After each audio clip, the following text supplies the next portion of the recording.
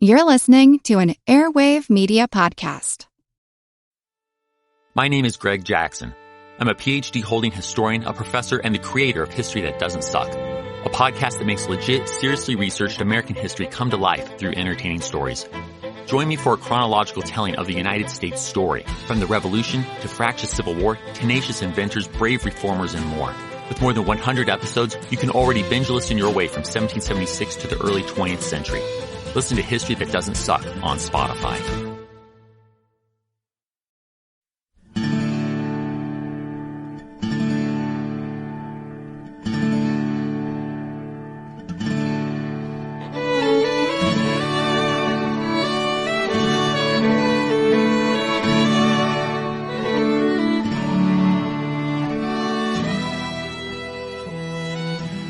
Hey everyone, thanks for tuning into episode number 80 of our Civil War podcast. My name is Rich. And I'm Tracy. Hello y'all, welcome to the podcast. Last week we started to tell Ulysses S. Grant's life story, and at the end of the last episode we left him in the middle of the Mexican-American War at the beginning of 1847, just as his regiment, the 4th Infantry, was transferred from Zachary Taylor's force in northern Mexico to Winfield Scott's army. As y'all know, Scott's army was going to invade central Mexico by landing at and capturing the port of Veracruz, and then marching on the enemy capital, Mexico City.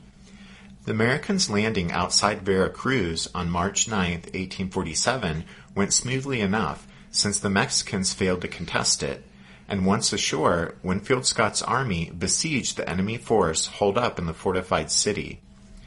Grant was still assigned to quartermaster duties, but as he had in northern Mexico, here at Veracruz he again showed his desire to be in the midst of the action. On one occasion, not content to stay to the rear with the mules and supplies, he went forward on a reconnaissance with a lieutenant of engineers named P.G.T. Beauregard. Moments after the two American officers made their way to a house near the Mexican lines, the enemy sent a shell crashing into the building. After the explosion, Grant and Beauregard emerged from the ruined house, having narrowly escaped death. But once the American artillery was in place, it was the shells flying in the other direction that forced the surrender of Veracruz. After a 3-day bombardment, the Mexican commander formally surrendered the city to the invaders on March 29th. With the seizure of Veracruz, Scott set his sights on Mexico City, 250 miles away, and on April 13th, the Americans started their march westward toward the distant enemy capital. During the epic march, Grant again wrote to his commanding officer, expressing his unhappiness with his assignment as quartermaster. He said, quote, "I must and will accompany my regiment in battle. I am amenable to court-martial should any loss occur to the public property in my charge by reason of my absence while in action." End quote. But his superior responded by saying, quote, "Lieutenant Grant is informed that the duty of quartermaster and commissary is an assigned duty and not an office that can be resigned. However valuable his service might be, and certainly would be in line, his services in his present assigned duties cannot be dispensed with." End quote. But despite that admonishment, Lieutenant Grant again found his way into combat after the American army reached Mexico City. Determined to share the danger of battle with his comrades, Grant again made his way to the front during the difficult fight to capture the enemy capital. In fact, on September 8th, when General William Worth's division assaulted El Molino del Rey near the fortress of Chapultepec, Grant was moving forward when he came across his future brother-in-law, Fred Dent, who had been wounded. And then 5 days later, during the big push on September 13th, Grant again made his way to the front and took part in the fierce combat when Worth's division fought for the San Cosme Gate at the northwest corner of Mexico City. Grant scouted ahead on his own and then led a small column forward, under fire, in an attack on a vulnerable spot he detected in the enemy defenses. Grant's force made good progress toward the main gate, but then was forced to fall back when the Mexicans wheeled up 2 cannon to bolster their resistance at that vital spot. In his book, Ulysses S. Grant, Triumph Over Adversity, Brooks Simpson describes what happened next. Quote, "Within a short time, a second assault, this time supported by artillery, commenced. Once more, Grant helped take the outlying position. Once more, the Mexicans fell back to the main gate. Again, the lieutenant set off on his own, confident that the Mexicans would yet again leave their flanks unprotected. He was right. There was a way to go around the enemy left by taking over a church located some 300 yards from the main gate. With another column of men and a disassembled mountain howitzer, Grant made his way over to the church, where he overcame the priest's initial reluctance to open the door by warning him that one way or another the American soldiers were coming in. The men hauled their howitzer up to the church belfry, reassembled it, and then began to drop shells on the surprised Mexicans." End quote. When General Worth was told of the action, he sent an aide, Lieutenant John C. Pemberton, to fetch the officer responsible for it. And just to skip ahead a bit, but in 1863, during the Civil War, Pemberton, as a Confederate general, will be in command at Vicksburg when Grant's army besieges the place. Right. But at Mexico City, after Grant reported to General Worth, Worth wanted to replicate the clever feat with the mountain howitzer. So another officer, Raphael Semmes, was sent out to establish another rooftop gun position. Semmes was actually a naval officer, but his ship had gone down in a storm off the Mexican coast, so he volunteered to accompany Winfield Scott's army on the march to Mexico City. And to fast forward again, but in the Civil War, Semmes will serve the Confederacy as a naval officer and will command the commerce raider, the CSS Alabama. Right. But anyway, Grant was awarded 2 brevets as first lieutenant and captain in recognition of his initiative and bravery during the fighting to capture Mexico City. A friend of Grant's from West Point, James Longstreet, also served as an infantry officer during the campaign to seize the enemy capital, and Longstreet summed up Grant's performance by saying, quote, "You could not keep him out of battle. Grant was everywhere on the field. He was always cool, swift, and unhurried, as unconcerned apparently as if it were a hailstorm instead of a storm of bullets." End quote. Indeed, Grant had passed the test of combat, keeping his cool while the bullets were flying, performing brave deeds, and displaying initiative while under fire. But perhaps just as important, as Brooks Simpson points out, was that through his quartermaster duties, despite his dislike for uncooperative Mexican mules, Grant had developed an appreciation for the importance of logistics to successful military operations. Well, the battle for Mexico City in September 1847 may have effectively ended the war, but the peace took a while to hammer out. So after the fighting was over, Ulysses settled into his duties with the American Army of Occupation, and while he came to appreciate the admirable qualities of the land and the people, he longed to return to America, and more to the point, return to his beloved Julia. He wrote to her, saying, quote, "If you were here, I should never wish to leave Mexico, but as it is, I am nearly crazy to get away." End quote. And then finally, in May 1848, Ulysses and the other American soldiers on occupation duty received word that the army would leave Mexico within a month.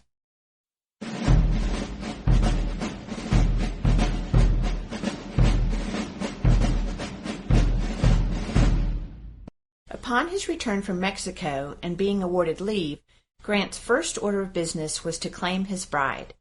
Ulysses and Julia were married on August 22, 1848, at the Dents House in St. Louis. According to at least one report of the occasion, Julia's cousin and Ulysses' friend from West Point, James Longstreet, acted as a groomsman. And I'm sure we hardly need to mention it, since we have already mentioned it, but you guys know, of course, that Longstreet and Grant will face each other on opposite sides during the Civil War. Right. And some of y'all may know about how Grant's parents, Jesse and Hannah, weren't at his wedding to Julia. Reportedly, Jesse wasn't happy that his son was marrying into a slaveholding family, but when the couple visited Ohio immediately after the wedding, Grant's family was more than pleased with Ulysses' new bride herself. The newlyweds traveled to Detroit when Brevet Captain Grant's leave ended, for that spot was where the 4th Infantry's headquarters was now located. But after arriving at the frontier town in Michigan, Ulysses was told to report for duty at Sackett's Harbor in New York State, on the shore of Lake Ontario, near present-day Fort Drum.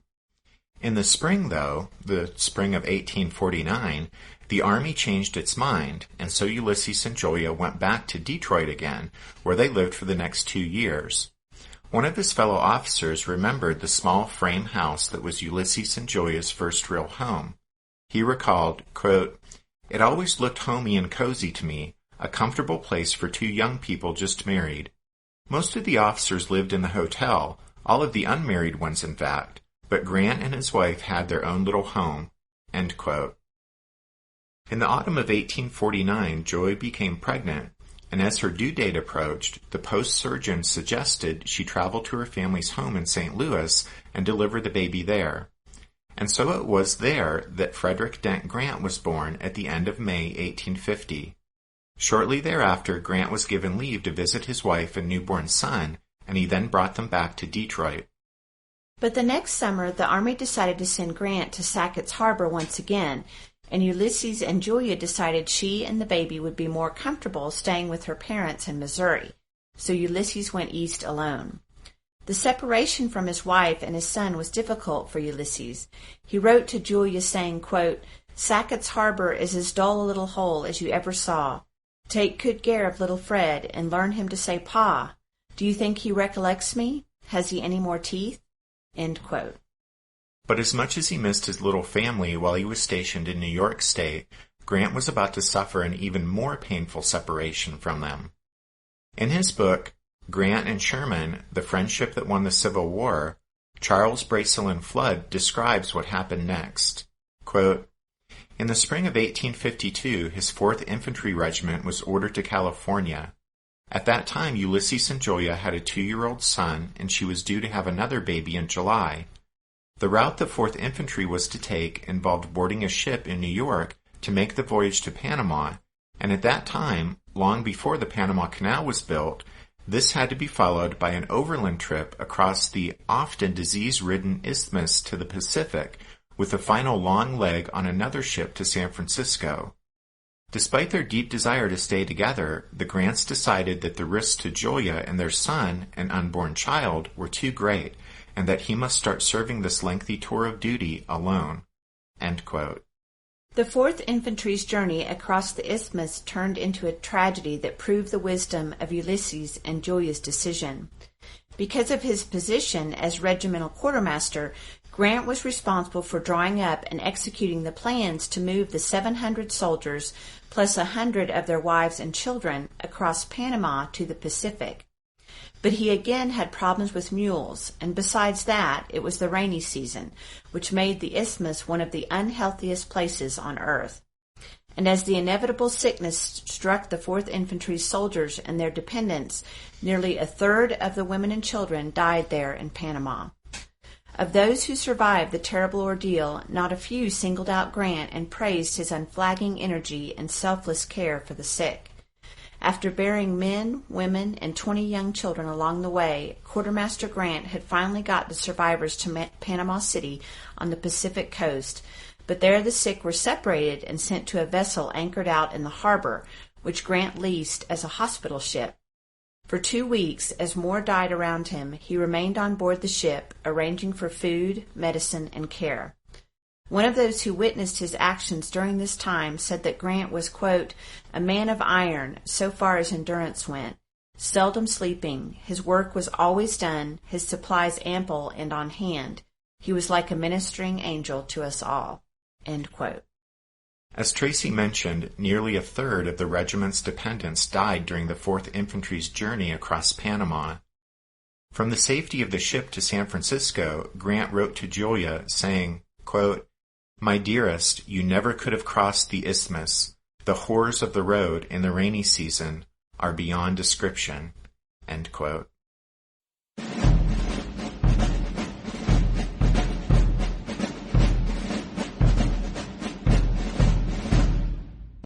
After arriving in California in September of 1852, Grant spent only a few weeks near San Francisco before the regiment was shipped north to Fort Vancouver in the Oregon Territory, several miles from the growing town of Portland.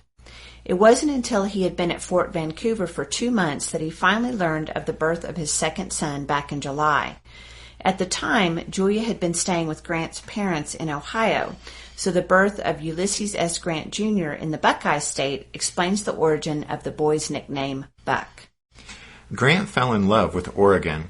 He was impressed with the land and quite taken with the opportunities available there, and he longed to bring his growing family to be with him. But the cost of living there on the frontier was exorbitant, and he realized that if he brought his family west, he wouldn't be able to support Julia and the boys on his paltry army salary.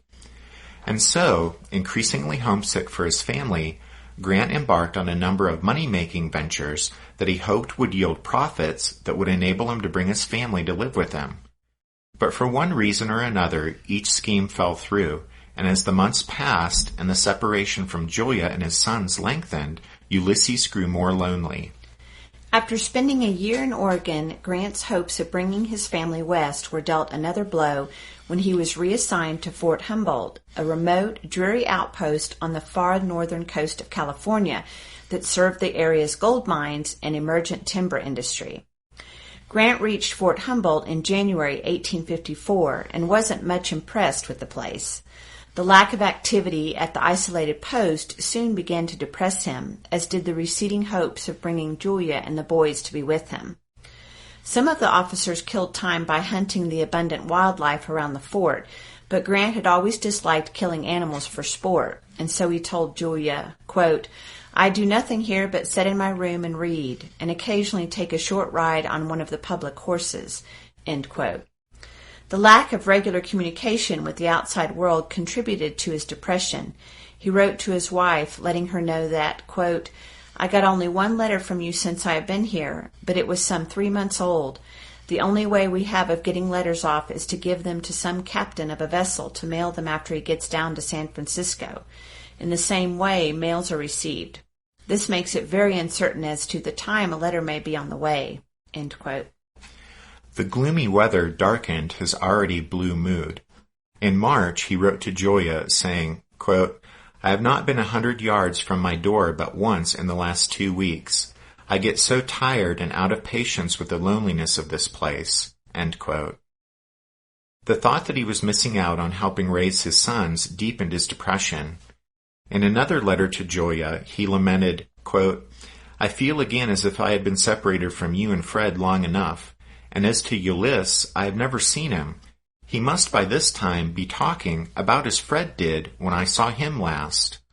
How very much I want to see all of you. I have made up my mind what Ulysses looks like, and I am anxious to see if my presentiment is correct.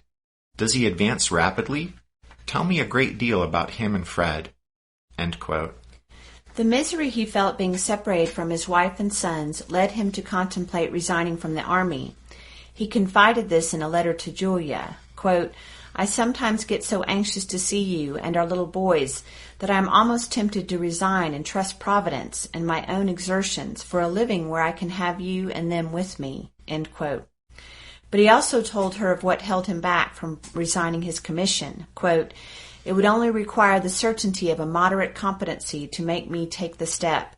Whenever I get to thinking upon this subject, however, poverty begins to stare me in the face, and then I think, what would I do if you and our little son should want for the necessities of life," end quote. He applied for leaves and transfers, but all were denied. And then most of you are probably familiar with the oft-told tale of how Grant took to drink to drown his sorrows, and how after he was drunk while distributing money to the troops at Fort Humboldt one payday, his commanding officer threatened to court-martial him, and to evade that embarrassment, Grant resigned instead. What actually happened, however, remains a bit obscure. There's no doubt that Grant did begin drinking while he was serving on the West Coast, but in the culture of the old pre-Civil War U.S. Army, where officers were known for consuming an astonishing amount of alcohol, it's hard to believe Grant drank to such a degree that his behavior was considered remarkable.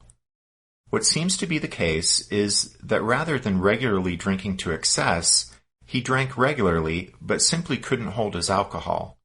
That is, when he did drink, even a small amount affected him dramatically. Other than the story associated with that particular payday incident, none of Grant's fellow officers on the West Coast ever remarked upon his drinking affecting the performance of his duties. And as for that specific incident, what actually happened is unclear, and may have been affected by the fact that Grant and his commanding officer at Fort Humboldt did not get on at all well on a personal level. At any rate, there was never actually an official report filed suggesting Grant was threatened with a court-martial. Grant biographer William McFeely perhaps summed it up best when he said, quote, "Grant did not leave the Army because he was a drunk. He drank and left the Army because he was profoundly depressed." End quote. After Grant left the Army and was reunited with Julia, he seems to have given up whatever drinking he had indulged in while serving on the West Coast. Despite falling on hard times in civilian life, there's no evidence that he ever turned to alcohol to cope with the stress and strain of struggling to provide for his family. And just to fast forward a bit, but there's also no credible evidence that Grant ever drank to excess during the Civil War. There's plenty of evidence, though, that sadly, over the years, many historians have simply repeated the standard line that Ulysses Grant was a drunkard, without ever actually investigating the matter.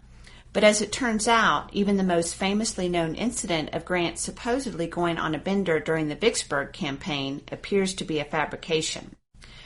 As Joan Waugh points out in her book, U.S. Grant, American Hero, American Myth, the most thorough scholarship on Grant's drinking agrees that after his time serving on the West Coast, that as a civilian, as a Civil War soldier, as president, and in retirement, Ulysses Grant rarely imbibed and never when it counted.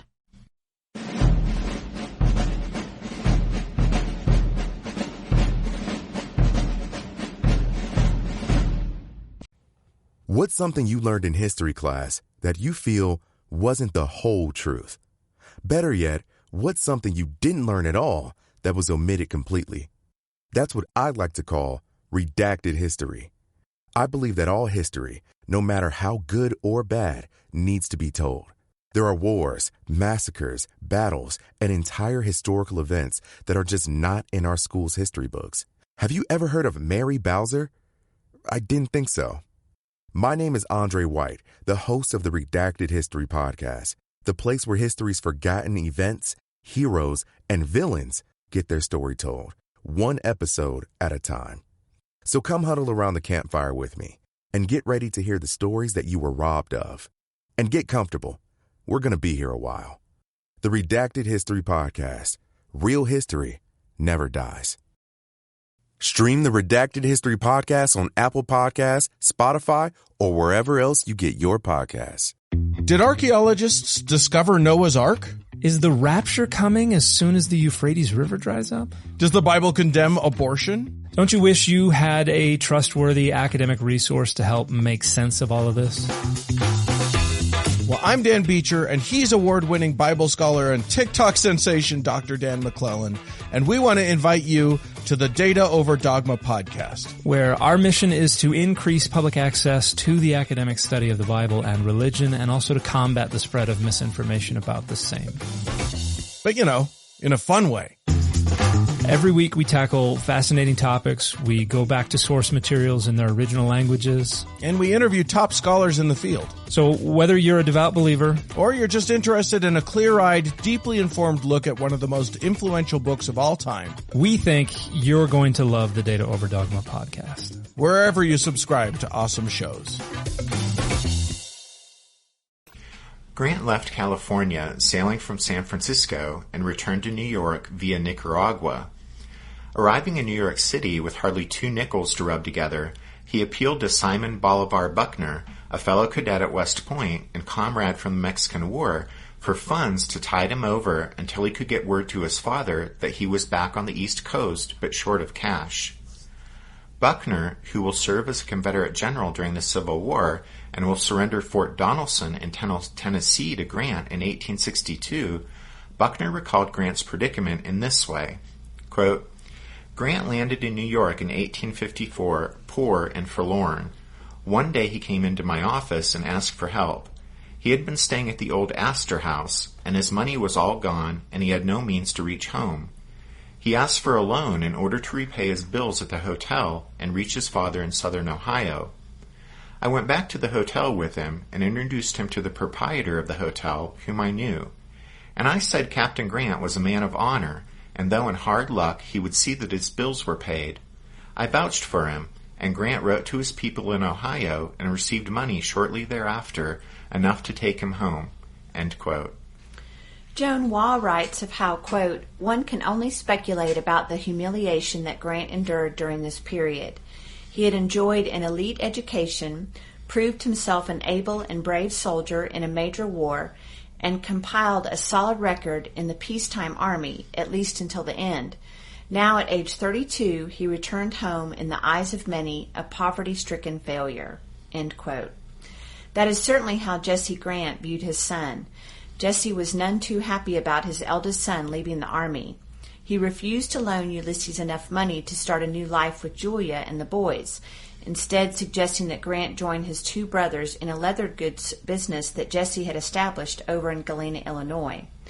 But Jesse didn't want to foot the bill for Ulysses to establish his family in Galena, so he said Grant would have to move to Illinois without Julia and the boys. But Grant was unwilling to be separated from his wife and children again, so he rejected Jesse's offer. And so in Missouri, Grant tried his hand at farming on 60 acres that Julia's father gave to her. The property had no building suitable for a family to call a home, so Grant built a log house on the land. Julia, unhappy at having to move from the pleasant house they had been living in on the Dent farm, Whitehaven, later remembered that, quote, "the little house looked so unattractive that we facetiously decided to call it Hardscrabble," end quote. In 1855, Ulysses' first full year as a farmer, he worked side by side with some of the Dent slaves to put in a crop of wheat and corn. Seeing Ulysses, a white man, sweating and toiling in the fields alongside the black slaves, caused the Dent's well-to-do neighbors to view Grant with scorn and to look upon poor Julia with pity for having married such a poor excuse for a man. At any rate, Grant's opposition to slavery no doubt caused him to be uncomfortable with using the labor of the Dent slaves, but he probably realized there was simply no other way for him to get a productive farm up and running in a relatively short amount of time. To expand a bit on the topic of Grant and slavery, or Grant and slaves, besides the Dent family field slaves that Grant worked beside on the farm, it seems Julia had some house slaves from her family, and whom Ulysses, who must have felt guilty anyway, with Julia having to live in such a rough place as Hardscrabble, well, Ulysses seemed loath to press her to give them up. And then in March 1859, soon after he had given up farming and moved to St. Louis, Grant filed documents in court freeing a certain William Jones. According to Brooks Simpson, quote, "he had never mentioned Jones, at least by name, in correspondence. Later in life, he did not mention him or the fact that he had owned a single slave. Julia passed over the incident in silence in her own recollections. Exactly when or how Grant acquired ownership of a slave is something of a mystery. The manumission document stated that Grant purchased William, although in later years it was understood that William had been presented to him as a gift." End quote. Simpson goes on to point out that Grant's freeing of William Jones can be seen as Grant's personal protest against the South's peculiar institution, since a 35-year-old male slave could fetch upward of $1,000 on the auction block, and so Grant's decision to free Jones meant that he gave up the opportunity to obtain some much-needed cash. Well, anyway, we just wanted to say that, yes, Grant used some of the Dent slaves to work with him on his farm. Yes, as a Dent, Julia owned slaves. And yes, apparently somehow, some way, Ulysses Grant owned a slave and freed him in 1859. On a happier note, during the time that Ulysses was attempting to make a go of it as a civilian, he and Julia had 2 more children. In 1855, Ellen, who was called Nellie, was born, and then in 1858, Jesse Root Grant completed the family. His growing family no doubt added to the pressure he felt to succeed, but Ulysses struggled to earn a living as a farmer. To try to earn a few more dollars, he sometimes hauled firewood into St. Louis to sell to the city folk, and there, in his faded army jacket, he sometimes ran into friends from the army. In fact, one day in St. Louis, he ran into another West Pointer, an ex-Army officer who was also struggling to succeed in civilian life. William Tecumseh Sherman had also left the Army, and he was trying to make a go of it as a banker. There on the street in St. Louis, Sherman and Grant recognized each other and spent a few minutes exchanging stories of bad luck since leaving the Army. Of that meeting with Grant, Sherman reflected that, quote, West Point and the regular Army aren't good schools for farmers or bankers, end quote. By Christmas, Grant was so strapped for cash that he pawned a gold watch for $22. Financially, the Panic of 1857 and ensuing economic collapse helped put an end to Grant's attempt at being a farmer, while physically a severe bout of malaria that he experienced in the summer of 1858 also helped make up his mind to try his hand at something besides working the land.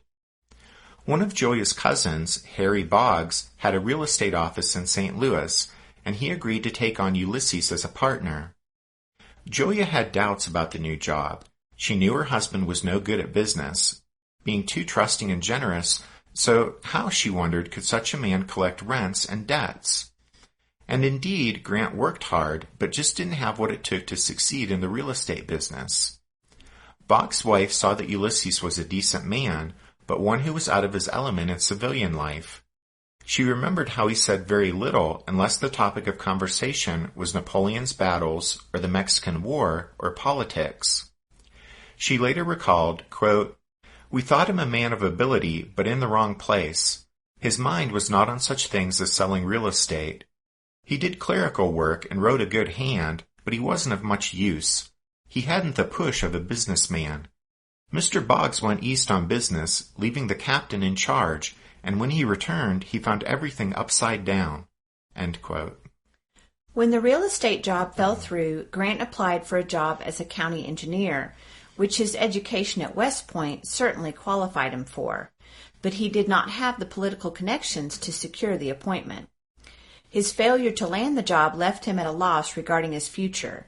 Back in California, he was reluctant to leave the Army because he feared that poverty and inability to provide for his family might lie ahead if he couldn't succeed as a civilian, and now that fear appeared to be on the verge of becoming a reality. As 1859 ended, he tried to find other work, but other than a month-long job at the customs house, nothing turned up. Finally, Julia urged Ulysses to swallow his pride and go to Ohio to see his father. Ulysses did so and accepted his father's offer to work under his brothers, Simpson and Orville, in Galena until he learned enough to become a partner. Once his family was settled in the Illinois town up near the Wisconsin border, Ulysses started working at the family leather goods store, but by all accounts he showed not the slightest skill at conducting transactions with customers. 11 months later, it was there at his father's leather goods store, working under his younger brothers, that the start of the Civil War found Grant. After the firing on Fort Sumter, many of Galena's residents gathered in the courthouse on April 16, 1861, to hear a speech by their congressman, Elihu Washburn. Just the day before, President Lincoln had issued a call for 75,000 militia to serve for 90 days to put down the rebellion, and Washburn, although a Democrat, was in his hometown of Galena to drum up support for Lincoln's call for volunteers. Ulysses and Orville were in the crowd that listened to Washburn's speech that night, and as they walked home afterward, Ulysses was quiet before finally saying he thought he ought to rejoin the army. Orville agreed, and after that night, Ulysses S. Grant never went back to work at his father's store.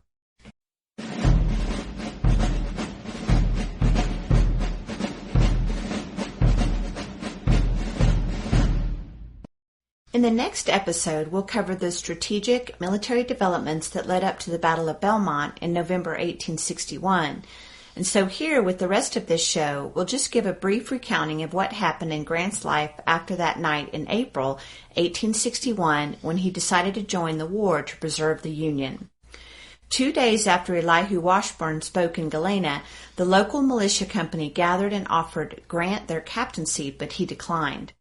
He supported their enthusiasm to answer the president's call for volunteers, but from his experience in the war with Mexico, he knew there was a world of difference between volunteer citizen soldiers and the regular army, and he wished to rejoin the latter. He did agree to accompany the Galena Militia Company to the state capitol and see to their enrollment in the state service. And so Grant traveled to Springfield, delivering the local boys to their regiment, and then prepared to return home. But a personal request from Illinois Governor Robert Yates kept him in the capital. Somehow Yates knew of Grant's service in the old army and asked Ulysses to go to the state adjutant general's office and render what assistance he could in the task of mustering in the volunteer regiments. Before long, Grant was deeply involved in recruiting, supervising, issuing orders, and even signing contracts for supplies and transport, but he still had not joined the Illinois Volunteers. But nor had he heard anything of his request to rejoin the regular army. You see, he had sent a letter to the War Department in Washington saying, quote, "Having served for 15 years in the regular army, including 4 years at West Point, I have the honor, very respectfully, to tender my services until the close of the war in such capacity as may be offered." End quote. And based on his experience, he suggested that perhaps a colonelcy might be in order. Quote, "In view of my present age and length of service, I feel myself competent to command a regiment if the President, in his judgment, should see fit to entrust one to me." End quote. Grant later admitted that, quote, "I felt some hesitation in suggesting rank as high as colonelcy of a regiment, feeling somewhat doubtful whether I would be equal to the position. But I had seen nearly every colonel who had been mustered in from the state of Illinois and some from Indiana, and felt that if they could command a regiment properly and with credit, I could also." End quote. But Grant never received a reply to his offer. Apparently, in the confusion attending the start of the conflict, the War Department lost his letter, and it wasn't found until years later. And so, after mustering in the last of the state's regiments in Springfield, Grant traveled to George McClellan's headquarters in Cincinnati. McClellan had recently been promoted to Major General and given command of the Department of the Ohio, and so Grant went to call on him, hoping to plead his case personally. But McClellan, who likely remembered the rumors of Grant's drunkenness on the West Coast, claimed to be too busy to see Grant. Ulysses later wrote, quote, "I called on 2 successive days at his office, but failed to see him on either occasion." End quote.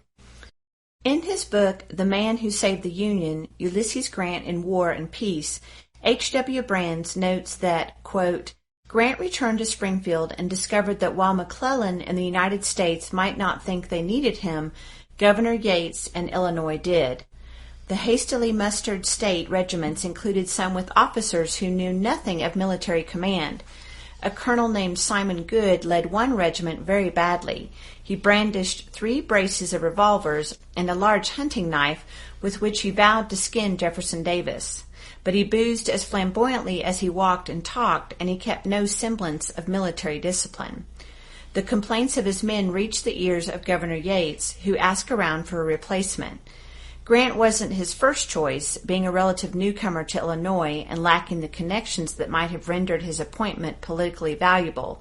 Apparently Yates, too, had heard the stories of Grant's drinking, which gave him additional pause. But the members of the regiment knew Grant from their mustering, and they respected his calm, straightforward demeanor. Yates offered to make Grant a colonel and give him the command. It wasn't what Grant wanted, but it was the best position available, and he took it with relief and comparative pleasure. In accepting this command, he informed his new subordinates, "Your commander will require the cooperation of all the commissioned and non-commissioned officers in instructing the command and in maintaining discipline, and hopes to receive also the hearty support of every enlisted man." End quote.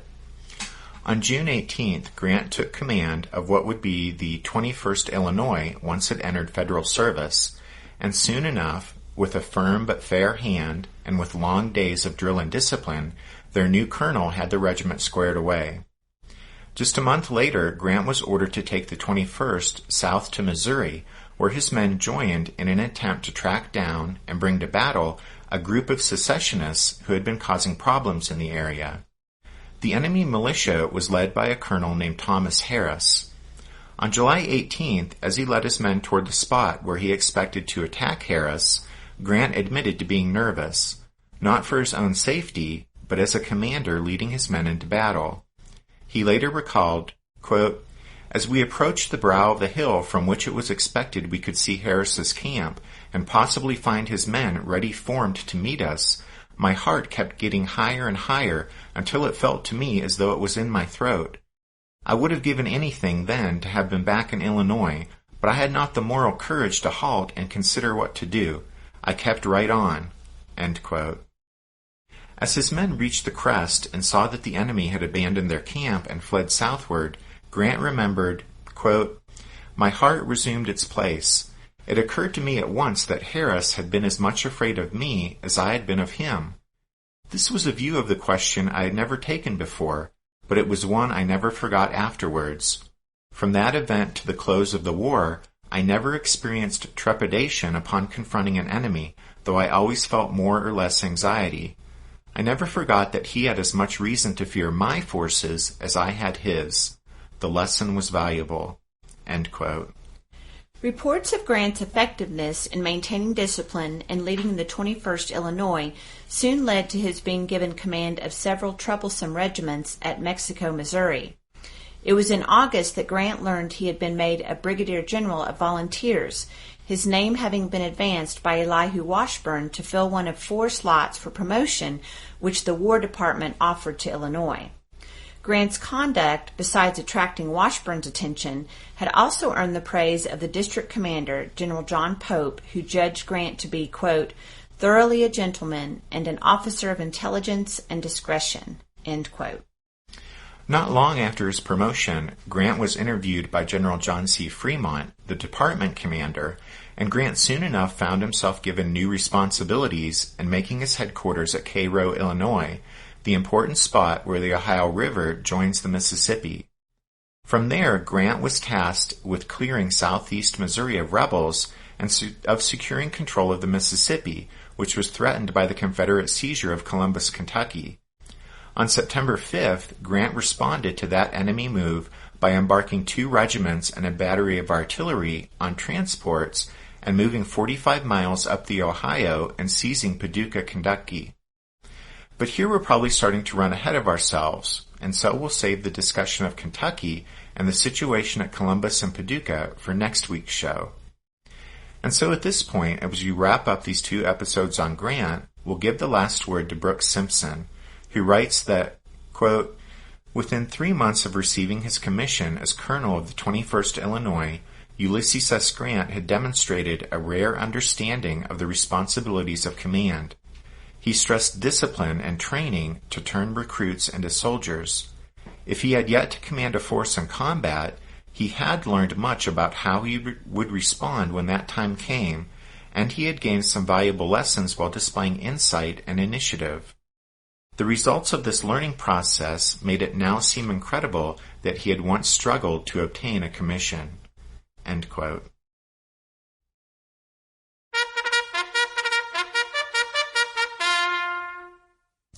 That means it's time for this episode's book recommendation, and our recommendation this time is Joan Waugh's book, U.S. Grant, American Hero, American Myth. As the subtitle to Waugh's biography of Grant suggests, she not only explores the man's life, but also his death and reputation. And along the way, she offers some interesting insights into our understanding of Grant's legacy. Anyway, as always, you can find all of our book recommendations at the podcast website, which is www.civilwarpodcast.blogspot.com. Thanks for listening to this episode of The Civil War, 1861 to 1865, a history podcast. Rich and I hope you'll join us again next time, but until then, take care. Thanks, everyone. Bye.